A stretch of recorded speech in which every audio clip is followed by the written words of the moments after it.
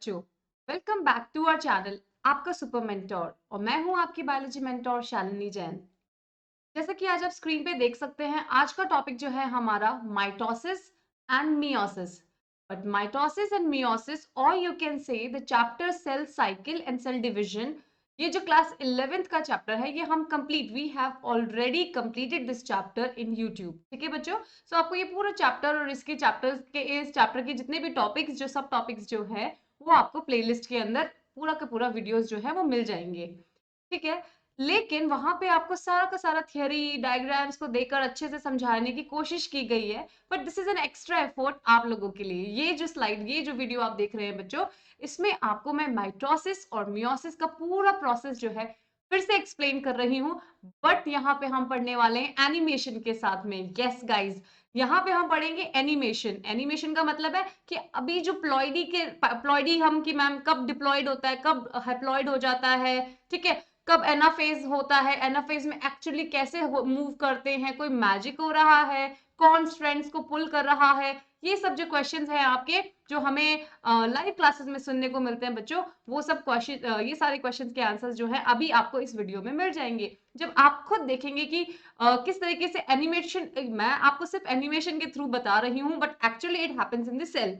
और इसी तरीके से ये जो हम प्रोसेस पढ़ते हैं तो ये आपको और भी इजीली हो जाएगा समझना और उसको एक्सप्रेस करना ड्यूरिंग योर एग्जाम्स। ठीक है बच्चों, सो अच्छे से पूरे वीडियो को सुनिएगा एंड आई होप आपको सब समझ में आएगा। Alright, let's start. तो बच्चों देखो, हम जब सेल साइकिल और सेल डिवीजन की बात करते हैं तो कोई भी सेल डिवाइड होने से पहले हमने क्या बात बताई थी, वो अपने इंटरफेस में जाता है।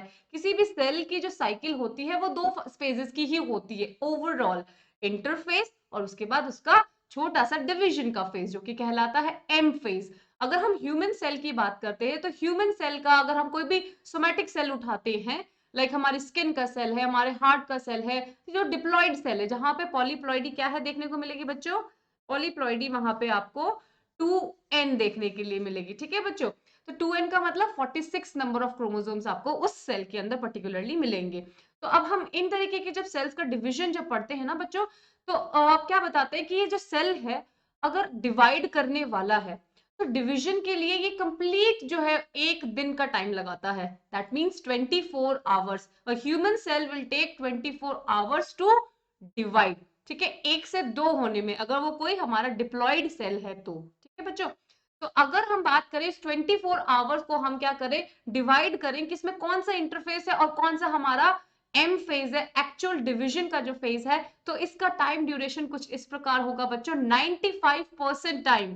95% मींस 23 आवर्स जो है वो सेल अपनी इंटरफेस में क्या करता है, स्पेंड करता है, इंटरफेस में काम होता है, सेल ग्रोथ करता है, ऑर्गेनेलीज का रेप्लिकेशन होता है, डीएनए का रेप्लिकेशन होता है, द मोस्ट इंपॉर्टेंट।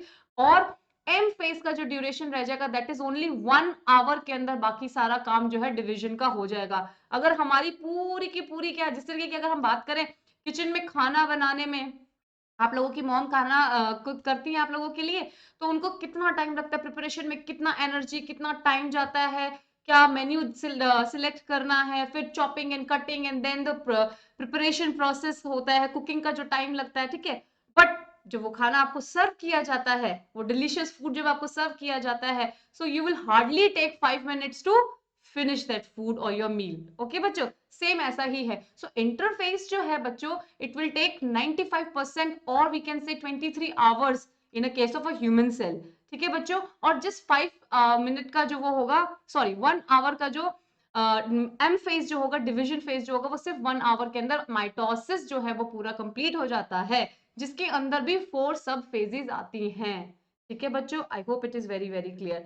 ठीक है, तो अब मैं आपको सिर्फ समराइज करके बता रही हूँ, the rest I will show you. ठीक है बच्चों, तो अब देखो क्या होगा, माइटोसिस की अगर हम बात करें, डिप्लॉइड सेल के अंदर देखने के लिए मिलेगा, सोमैटिक सेल्स के अंदर देखने के लिए, और it is a equational division. एक पेरेंट सेल जो है अपने जैसे दो डॉटर सेल्स का ही क्या करता है, फॉर्मेशन करता है as a result of mitosis division के लिए। ठीक है, माइटोसिस डिवीजन जब होता है, माइटोटिक डिवीजन के बाद जो है पेरेंट जो है अपने जैसे दो ही डॉटर सेल्स का फॉर्मेशन करता है, इक्वेशनल डिवीजन कहलाता है। जो प्लॉइडी, जो number of chromosome parent cell के अंदर होंगे वही सेम आपको डॉटर सेल्स के अंदर देखने के लिए मिलेंगे। If we are talking about human cell, तो ह्यूमन के केस में क्या होगा, 46 नंबर ऑफ क्रोमोसोम्स अगर हमारे पेरेंट सेल के अंदर है बच्चों, तो 46 क्रोमोसोम हमें कहाँ मिलेंगे, डॉटर सेल्स में भी मिलेंगे।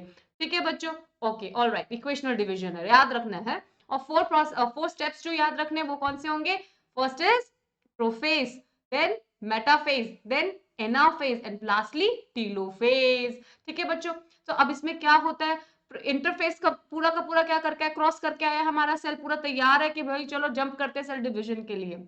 तो क्या होगा प्रोफेज के अंदर, प्रोफेज के अंदर जो हमारा क्रोमेटिन फाइबर है वो कंडेंस हो जाता है।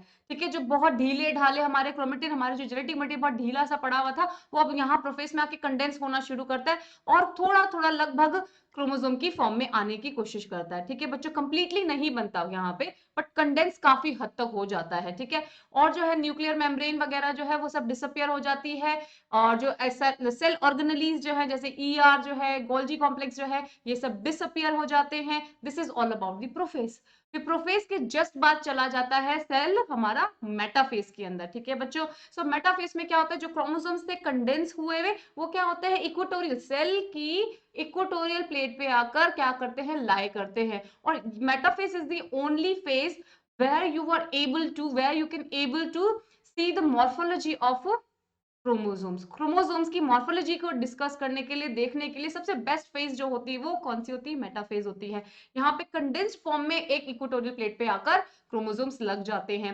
What happened in the next anaphase, anaphase में क्या होगा, अब जो हमारे क्रोमोसोम्स यहाँ अलाइन हुए हैं बच्चों, they will move apart from each other to the opposite poles. Opposite poles पे जाएंगे क्योंकि इनका फ्यूचर क्या है, इनको अलग होकर क्या करना है, दो डॉटर सेल्स बनाने हैं, तो वो एक दूसरे से अपोजिट पोल्स पे चले जाते हैं। कैसे जाते हैं, स्पिंडल फाइबर्स जो है वो उनको क्या करते हैं, अपने पहले स्पिंडल फाइबर्स काइनेटोकोर के थ्रू अटैच होकर और दोनों अलग क्रोमोसोम्स को अलग करके लेके चले जाते हैं। We are going to see this.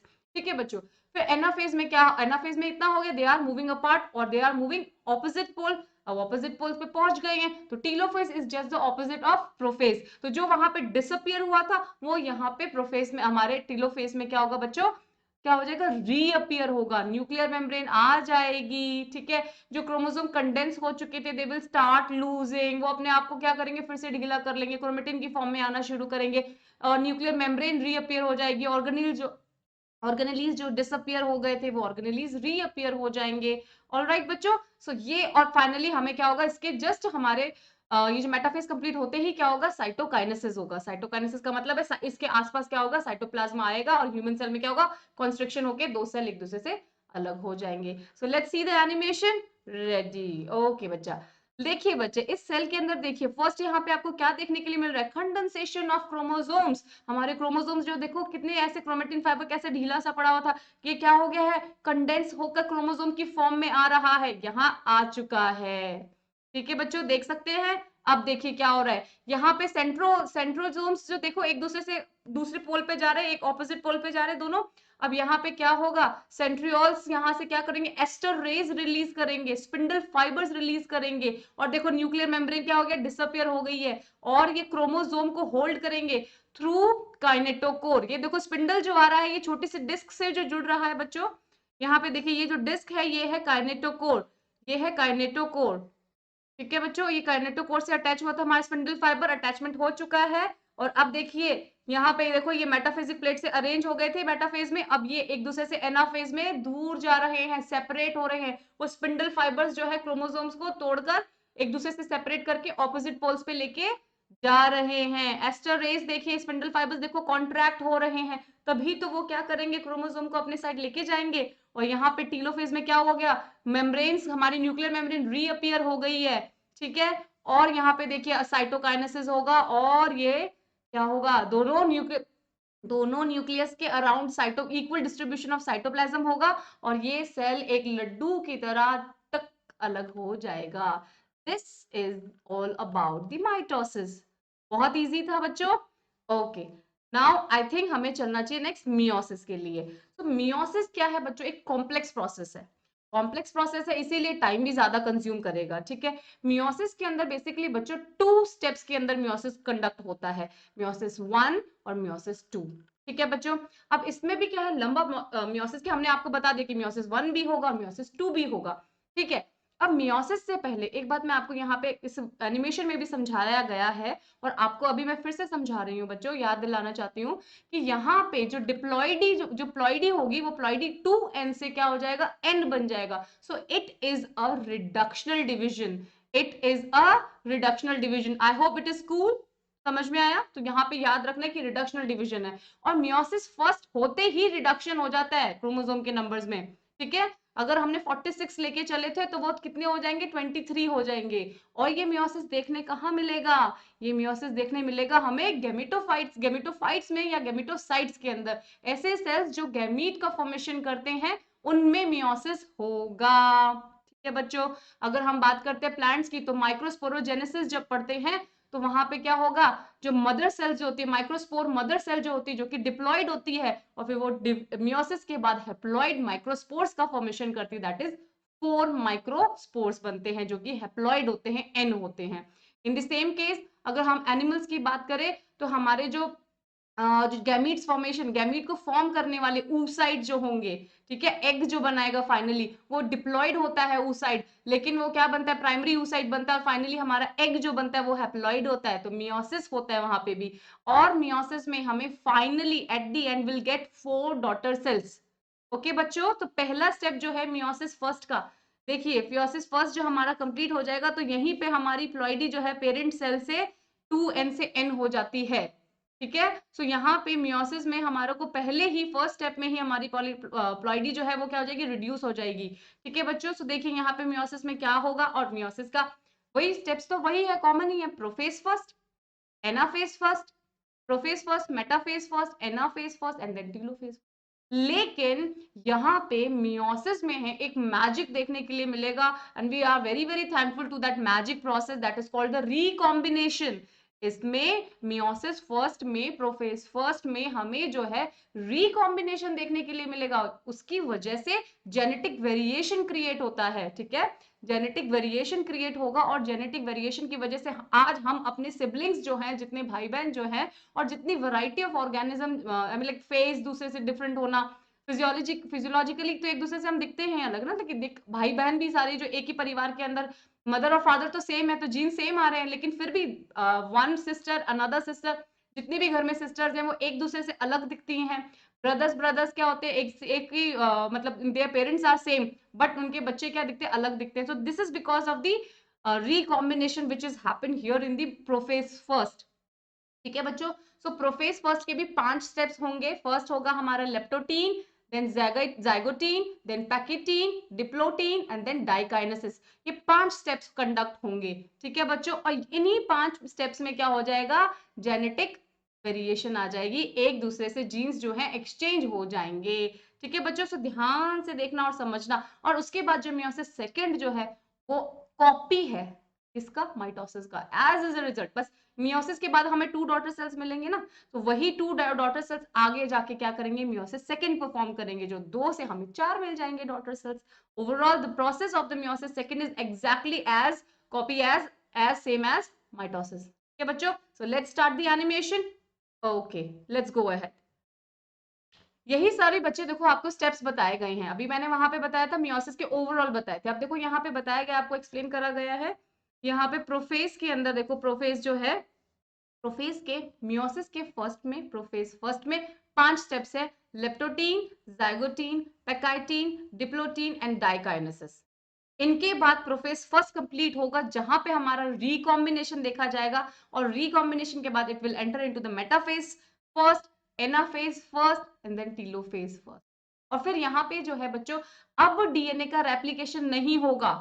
जो साइटोकाइनेसिस के बाद यहाँ पे इंटरकाइनेसिस कहलाता है, जो इंटरफेस होगा दोनों मियोसिस साइकिल्स के बीच में, यहाँ पे डीएनए रेप्लिकेशन नहीं होगा। So no S phase is seen. एक बार ही जेनेटिक मटेरियल क्या होगा बच्चों, डुप्लीकेट होगा, और उसके बाद सिंपल मियोसिस सेकंड परफॉर्म होगा। तो ये सब तो पढ़ लिया हमने, सुन लिया आप, है ना, अब नाउ हम देखेंगे बच्चों। Alright, so let's get ready. मैं साथ में बताती जाऊंगी, ठीक है, और आप थोड़ा ध्यान से देखिए और सुनिएगा। ठीक है बच्चों, देखिए ये कहाँ पे देखने के लिए मुझे fertilisation of egg and sperm के बारे में बताया हुआ है। तो बेसिकली ये हमें जर्म सेल्स के अंदर देखने के लिए, अगर मेल हमारी फीमेल कैट का एग्जांपल लिया, फीमेल कैट है और मेल कैट है, तो ये क्या करते हैं, इनके जो जर्म सेल्स जो होंगे, इनके जो गैमेटोफाइट्स जो होते हैं, गैमेटोसाइट्स जो होंगे, जो एग सेल जो होता है और जो स्पर्म जो होता है, वो कैसे होते हैं बच्चों, एन और एन होता है, ठीक है बच्चों। तो वो भी कैसा होगा, हेप्लॉइड होते हैं। ये आपको एग्जांपल दिया, इन्होंने जर्म लाइन सेल्स है, जर्म लाइन सेल्स तो डिप्लॉयड होंगे और उसके बाद उसमें मियोसिस होगा, और वो सब सेल्स क्या, देखो after meiosis they give sperm and egg, ठीक है बच्चों। ये स्पर्म और एग जो बने हमारे, ये हेप्लॉइड हैं, इनके फ्यूजन से जाइगोट बनता है जो कि हमारी प्रोजेनी होगी। अब देखो मियोसिस कैसे चल रहा है, मियोसिस चल रहा है, सेल साइकिल होगी इसके अंदर भी। ये देखिए इंटरफेस चल रहा है बच्चों, इंटरफेस की 3 फेसेस होती है, G1 S एंड G2।